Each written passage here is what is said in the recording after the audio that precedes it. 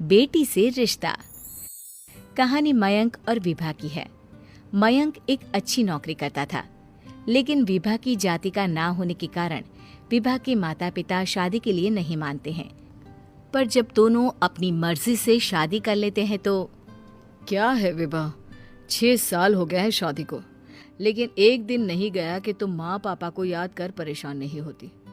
मैं कितनी कोशिश करता हूँ कि तुम सब भूल जाओ।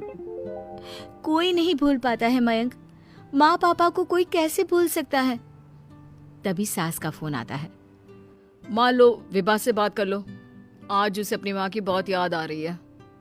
बेटा विभा, मैं आ जाऊं? हम दोनों चलेंगे तेरे माँ पापा के पास। बोलो। ना माँ जी, वो आप लोगों को कुछ बोलेंगे तो मुझे और भी बुरा लगेगा। आखिर आप भी मेरी माँ ही तो हैं। अरे सुन लेंगे ना यार, कोई बात नहीं, बोलेंगे ही ना। चलो माँ, मैं फोन रख रहा हूँ।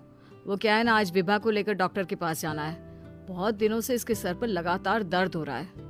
अरे हाँ, ले जा बेटा, सर दर्द को हल्के में नहीं लेना चाहिए। वैसे भी ना बहू सोचती बहुत है। मयंक माँ का फोन रख देता है और दोनों कार से अस्पताल जाते हैं।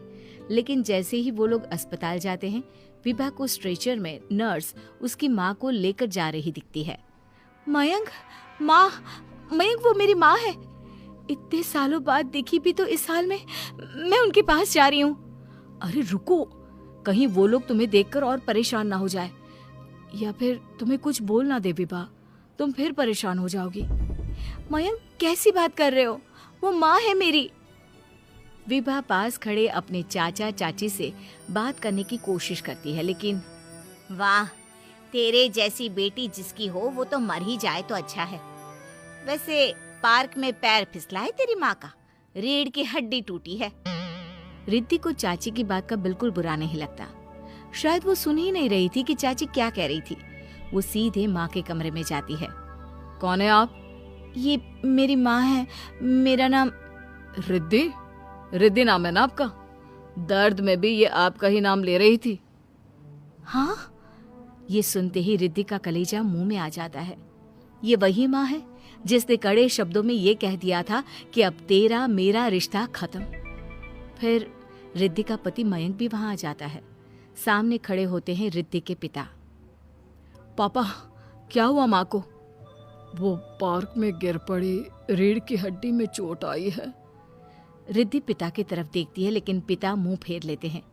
पता है मयंक, माँ दर्द में मेरा नाम ले रही थी। मेरी माँ मुझे याद कर रही थी मयंक। मैं माँ को कुछ नहीं होने दूंगी, देख लेना। हाँ रिद्धि, हम मिलकर माँ का ख्याल रखेंगे, उन्हें फिर से खड़ा कर देंगे।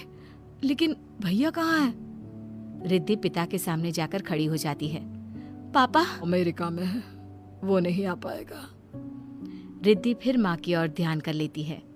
उस पूरी रात रिद्धि माँ को देखती खड़ी रहती है। पिता मन ही मन सोचते हैं, जब इतना ही प्यार था तो क्यों चली गई किसी एक अजनबी के लिए हम सभी को छोड़कर। तभी डॉक्टर बाहर आते हैं। आपकी वाइफ को होश आ गया है, क्या मैं उनसे मिल सकता हूँ? जी नहीं, वो बार बार अपनी बेटी का नाम ले रही है। रिद्धि बेटा, तुम अंदर चली जाओ। माँ रिद्धि को देखकर रोने लगती है। बेटा, माँ के गले लग जा। मैंने तो सोचा था तेरा चेहरा देखे बिना ही मर जाऊंगी। ऐसे कैसे? भला मैं अपनी माँ को कुछ कैसे होने दे सकती हूँ? माँ उठने की कोशिश करती है, लेकिन वो उठ नहीं पाती। देखिए, आपकी रीढ़ की हड्डी में फ्रैक्चर है। मुझे प्यास लगी है, पानी पीना है। रुको माँ, मैं हूँ ना, मैं पिलाती हूँ पानी अपनी माँ को। कोई और नहीं आया? तेरे चाची चाचा आए थे माँ, पर शायद मुझे देखकर चले गए। जाने दे, इस वक्त भी पुरानी रंजिश देख रहे हैं। और रंजिश भी कैसी, माँ अपनी बेटी से नाराज ही तो थी। रिद्धि अब पूरे समय माँ के साथ रहती है। उनके हर काम को करने में उनका सहारा बनती है। फिर एक रोज, आज आपको चलने की कोशिश करनी थी, लेकिन हमारे फिजियो के डॉक्टर नहीं आए जो आपको पकड़कर चलाते, तो फिर आज। डॉक्टर साहब, मैं हूं ना, मैं माँ को चलने में मदद करूंगी। रिद्धि माँ को चलाती फिराती, उनके खाने पीने का ख्याल